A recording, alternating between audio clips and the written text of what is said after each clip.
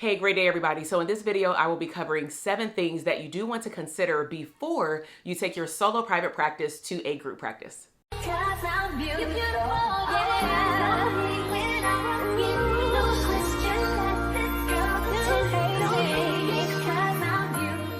Hey, welcome back everybody. My name is Dr. TK, clinical psychologist and the #1 therapist business coach for profitable systems.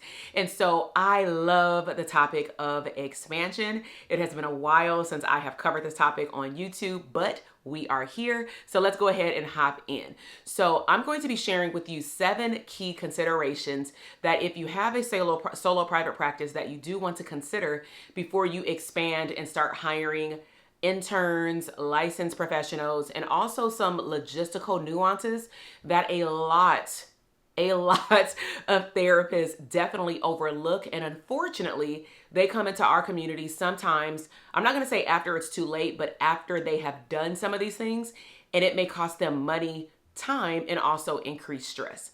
So let's go ahead and hop into the 7. So number 1 is you do want to decide if you want to have interns versus licensed therapists, right? So I'm going to go beyond the logistics of like W-2 versus W-9 because most individuals who want to expand, they start thinking about, well, what's easier?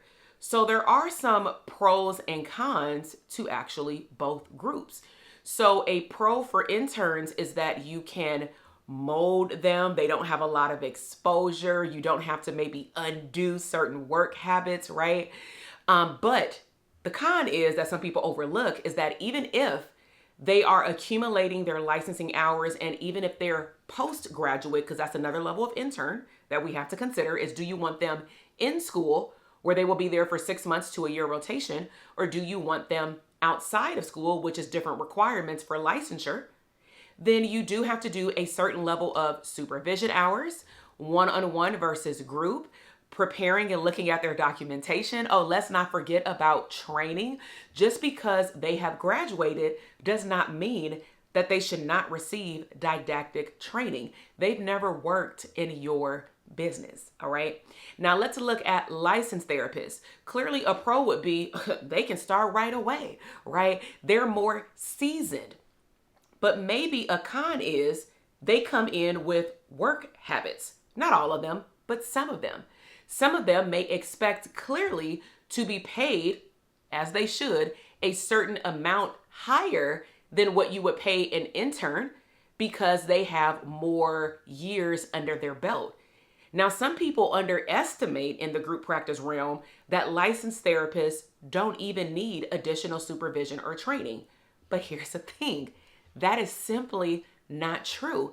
Again, they've never worked in your company. If we were to take that mindset and say, oh, they're seasoned, they've been in the field for a long time, then why is it that every licensed therapist that goes and gets another contractor position with an agency or a 9-to-5 job, full-time or part-time, why is it that that agency still chooses to make that clinician go through training before they let them see clients, even before they let them do clinical supervision if they are a supervisor?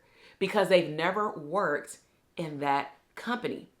So don't assume that having licensed providers is the easier way out, because some of the same nuances that you would apply to unlicensed therapists will be the same things that you would actually need to do with licensed providers because they work in your business.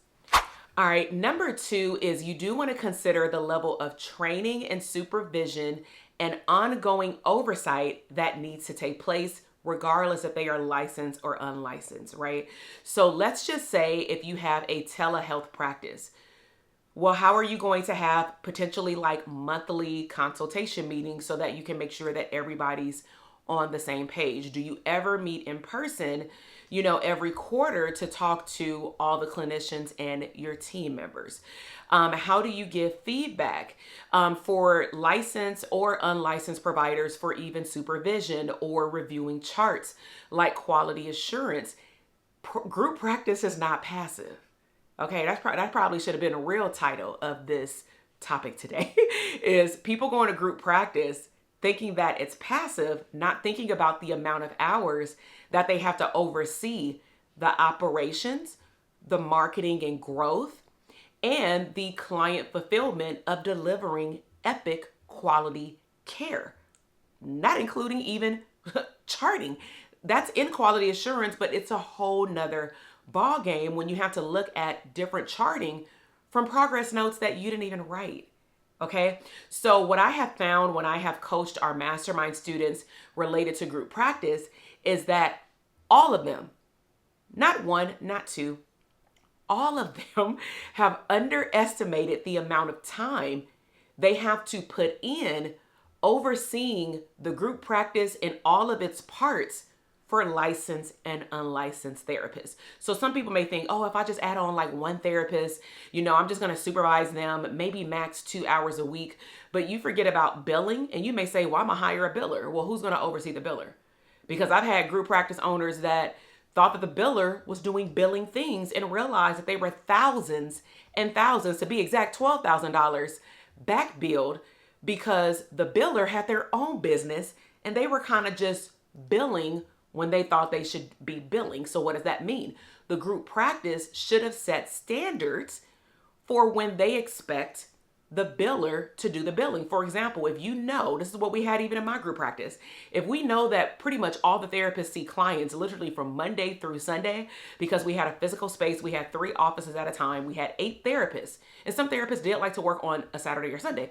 So because we knew that, we did billing intentionally on Mondays and either on Thursdays or Fridays to capture the overlap of both sets of clients.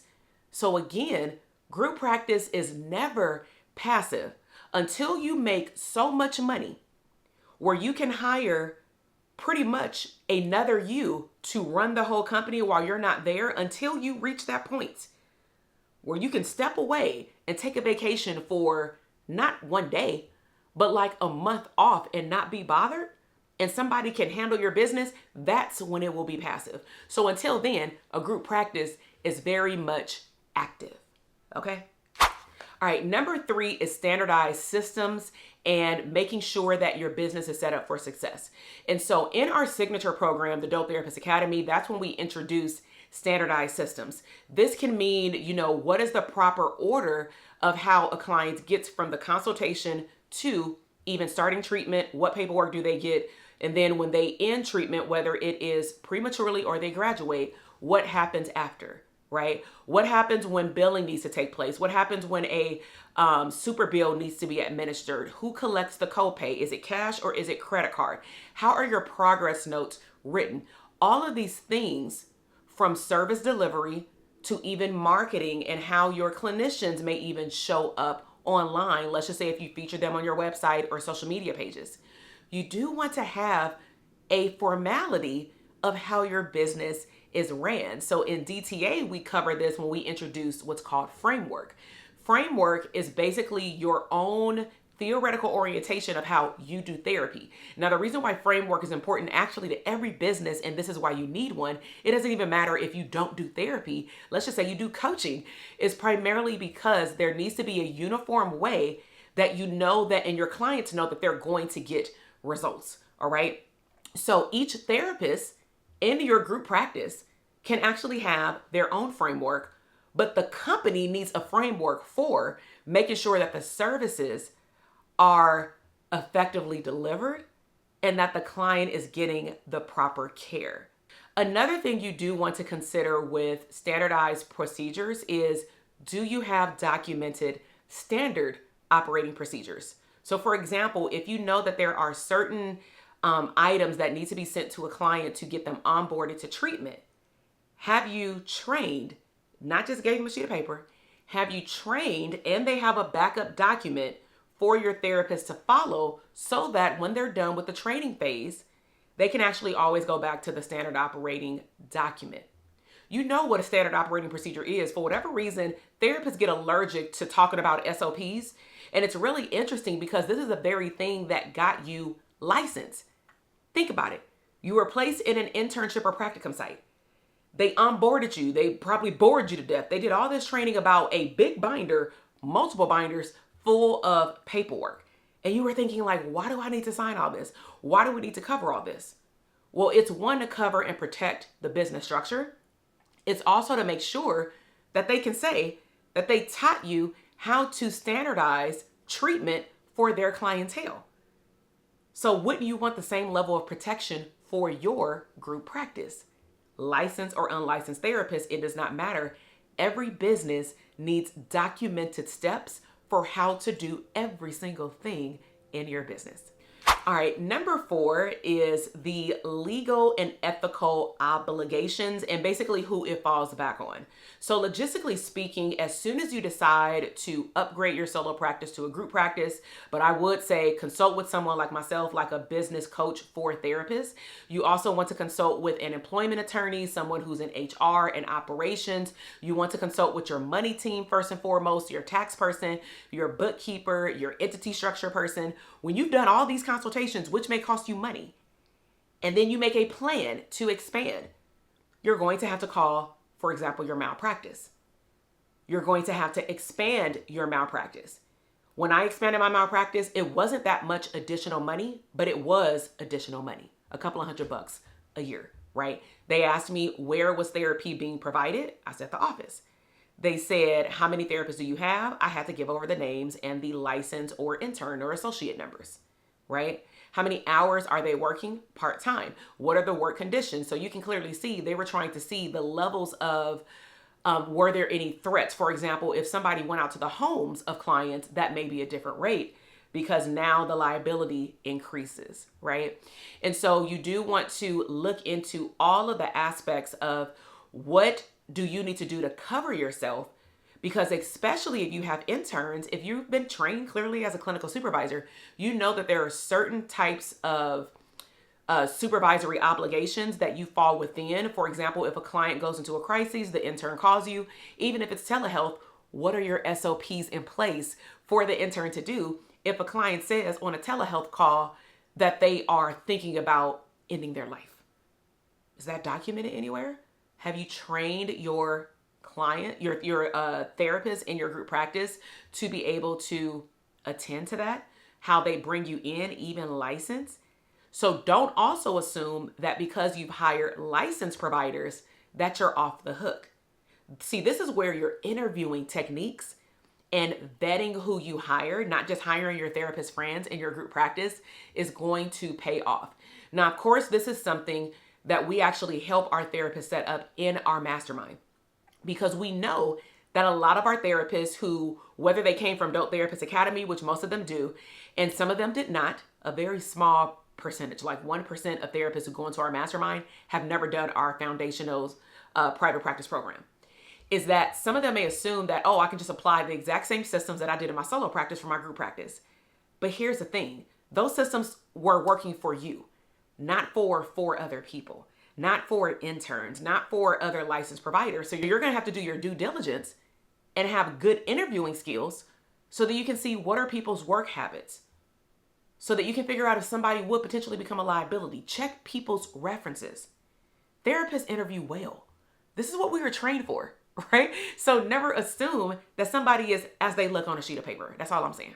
All right. But at the end of the day, because you are the group owner, you take on a certain level of liability, and you need to understand what that means according to your malpractice and your board.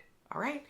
All right. Number 5 is by far probably my favorite. So financial changes, right?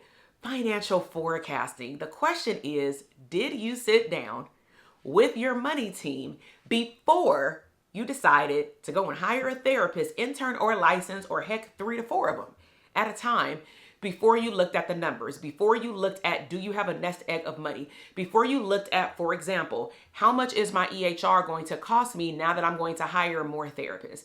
How much is my telehealth system going to cost me if it's not embedded in my EHR, which is usually an additional cost per month, potentially per therapist, so that you can make sure that they can start? Did you think about marketing dollars, meaning maybe you need to do a brand photo shoot so that these individuals can be on your website?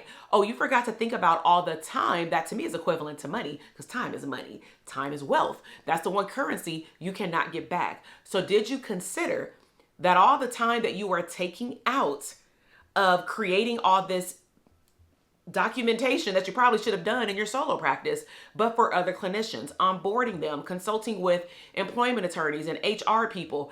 Did you consider that all of those hours are hours that are now going to be plucked away from what you were originally doing in your solo practice, and they're added on the back end? So either two things are going to happen.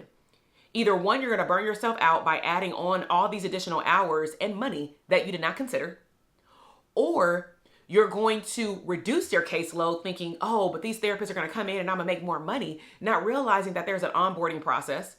You do have to market for them. That's why people go into a group practice, because they don't want to do a solo practice on their own, because they don't want to handle the marketing. That's what you sold them during the interview process. We're going to market for you. So where are the marketing dollars? Have you talked to your tax person? Do you have to incorporate if you have not done so? Oh my gosh, the big one, payroll. Let's just say if you were only doing payroll for yourself through Gusto. Gusto, let me just go ahead and do another plug.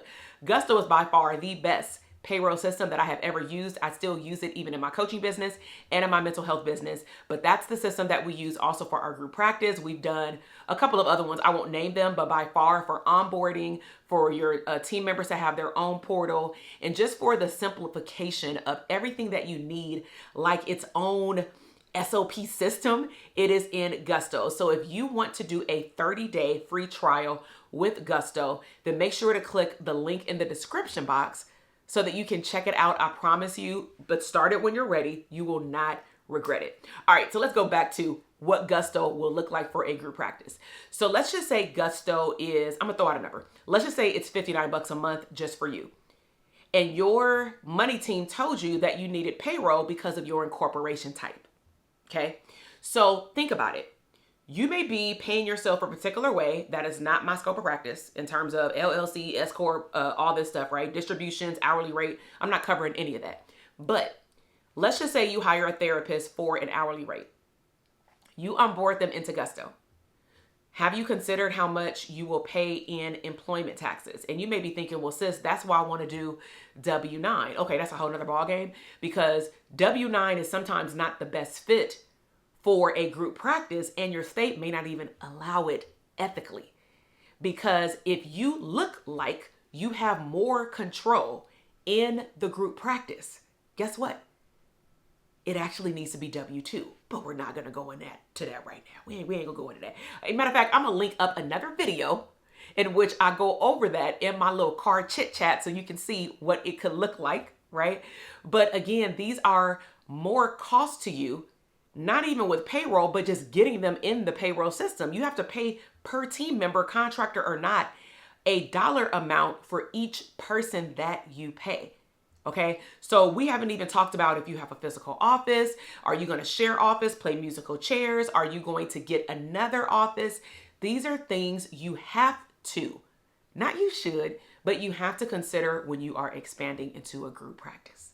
All right, number 6 is the group practice culture and leadership. So this is why in our mastermind, we do hyper focus on leadership, being a CEO beyond just running your own solo practice, because now we're talking about not just supervising someone, which is a different hat than being a therapist, but now you actually have to give people feedback about not their paperwork, but how they're showing up for work, their work ethic, right? You have to implement what's called your core values. What does your company stand for? And you want to make sure that you're training all of your team members, all of the therapists on how to show up the same way. If somebody's not doing what they need to do, therapists do get fired. Okay. I know that that's not normal, but it could happen when therapists are not showing up, for example, to do their progress notes, not implementing the feedback, taking their time on billing the clients if they have to collect copays.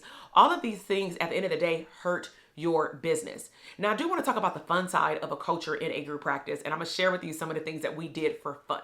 So we had over time, this was not at the beginning, but over time we had 8 therapists. And after we had the same 8 for a while, we started having what's called bi-monthly consultations at the office on a Sunday after church. So I would bring in like some snacks, fruit, something super light. And then we would pretty much do 15 to 20 minutes on administration, and then we would talk about their cases, see who needs more clients, and etc., right? Do all the clinical consultation stuff. Outside of that, we had like Christmas parties. We did things for the holidays. So what we did for the holidays for Christmas is that we would maybe do like a swap of gifts. We would actually, in our office space, there was like a virtual office where it was like 80 different businesses. And so we would participate in the holiday parties and make sure that all the therapists could make it. But then we may also go out to dinner. If there were any bonuses, because I like to incentivize a therapist, and I'll break down what the incentivization was.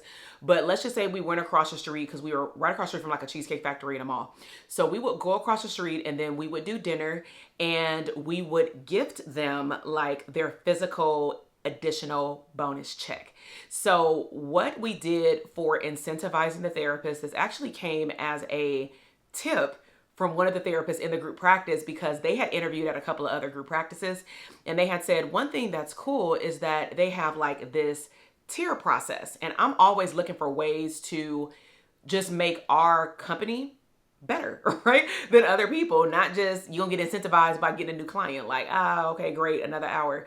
And so we had a certain amount of billable hours that we wanted them to meet as their threshold. That was the agreed upon number when they got hired, either part-time or full-time. So for example, when we hired on part-time, we said, we want you to build up your caseload to 15. Are you able to do that? Do you have the space to do that? That will require you to work about 2 to 3 days a week, right? If you do 2 days, we would just ask that one of those days either be a weekend morning or a weekend, because we were working with working families and kids that were in school.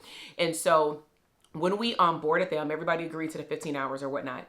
And so what we did is, if they met over a threshold of dollars in terms of billable time, which was very simple to do if they saw 15 clients or more, right? Because we broke down like the numbers for them. And it wasn't based on what they made. It was based on just what the agency, the company made, because we gave them a cut in an hourly amount, because they were W-2 at some point. They were W-9. We had to swap them over due to state guidelines. But we looked at the gross, like what did the company bring in, because otherwise they wouldn't have met their goal. And so everybody met their goal the first Christmas that we did it within like 90 days. Talk about goal setting, right? Everybody got a check. Somebody got a check for like 500.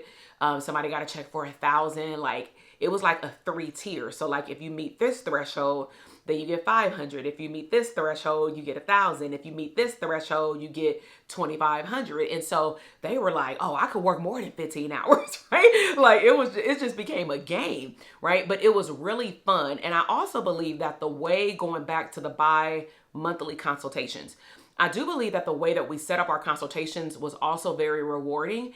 And I always am looking out for the team member, because I've worked in plenty of places where I was thrown out to the sharks as a therapist, thinking that, oh, she has experience, she knows how to handle her own. Or, you know, people just did not even recognize that you were doing good work. And as a service provider, you do want to be acknowledged versus just only acknowledged to do more work. Like that is not rewarding, and it doesn't make you feel good, right? Over time.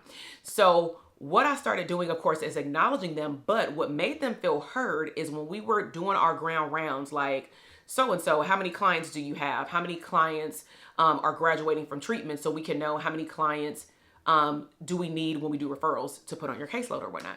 So let's just say if one client said, oh, I have room for 5 new clients. Okay. My next question is, okay, if I start noticing that they have a lot of one type of client, I'm going to just ask them, hey, do you want more of that one type of client? Or would you like to actually mix it in with some couples?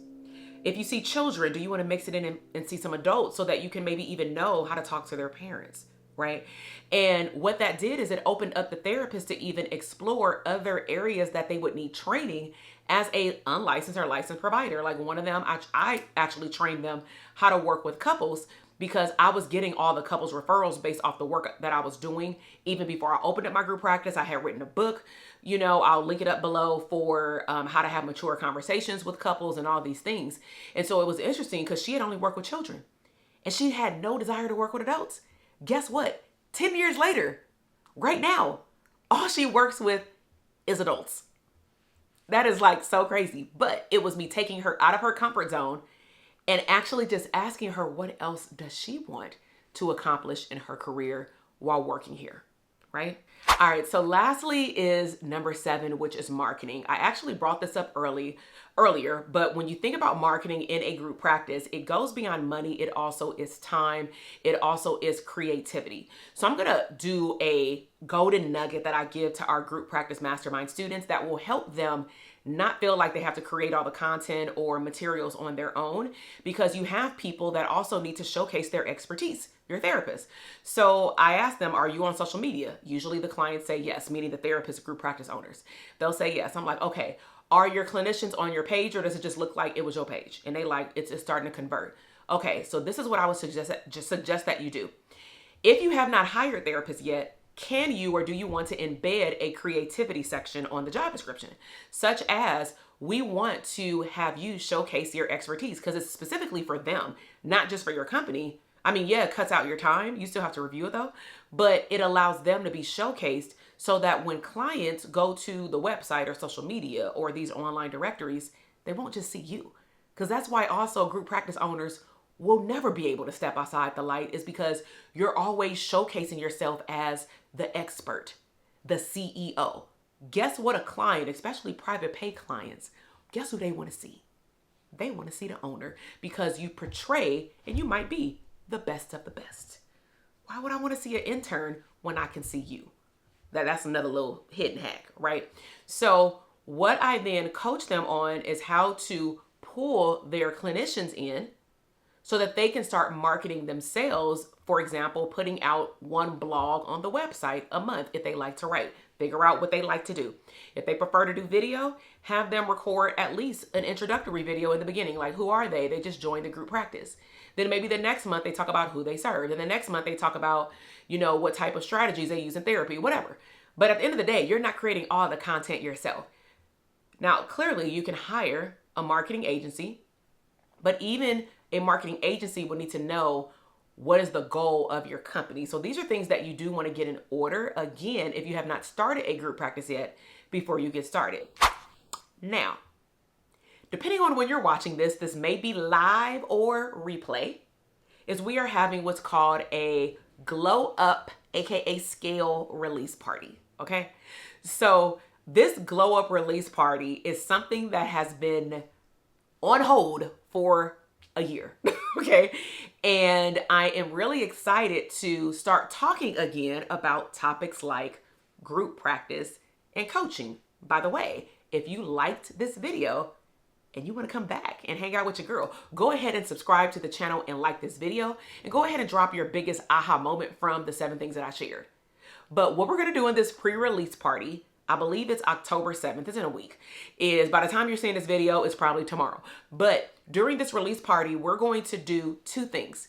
We're going to do an assessment on how profitable your group practice is or can be in the future. If you also want to add coaching to your business ethically, then we're also going to do an assessment on that. But basically, we're going to talk about those 2 things, and then I'm going to release some information that is huge for therapists who are choosing to expand next year. All right. So I really hope that you've enjoyed this video today, talking about the 7 things you want to consider ideally before you open up a group practice. But even if you already have a group practice, I am sure that I've shed light on some things that you may need to revisit and potentially even need help with. All right. So I love y'all. I will see you in the next video. Until then, have an abundant day. Bye.